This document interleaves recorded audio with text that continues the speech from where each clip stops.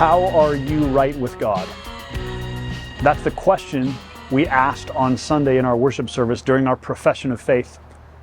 Every Sunday, as God's people, we profess our faith. We use creeds and catechisms to capture the essential heart of what it means to be a Christian. Here's what we said together in answer to that question. How are you right with God?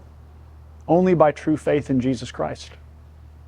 Even though my conscience accuses me of having grievously sinned against all God's commandments and never having kept any of them. So that first half, or that first part of the catechism, acknowledges the reality that our conscience convicts us of being sinners.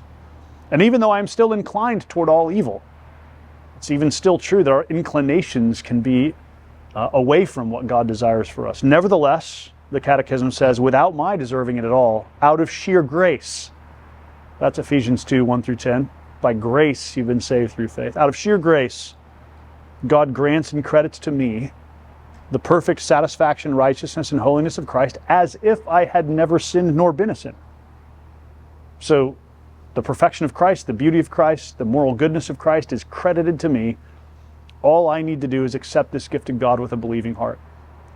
That is the blazing center of Christian faith. That's the blazing center of the book of Ephesians. And it's the blazing heart of what I hope animates your life this week. Here's the reality, as Aaron reminded us on Sunday, we're living between the already and the not yet. Christ has already come and reconciled us to God and dealt with our sin, but we're still being transformed into His likeness. And so as you walk this week, I want you to remember that it's by faith that you're right with God, and that as a result of what Christ has done, you're being transformed, becoming more and more holy and more like Him. I hope that anchors you and grounds you and animates you this week. Part of why we do that in our worship, leaning into historic creeds and confessions, is to give you and I tools and resources to fight the battle of faith each day as we walk with God throughout the week. So I hope that encourages you this week as you live the life God's called you to live. I'm looking forward to being with you next Sunday, and I'll see you then for another weekly update.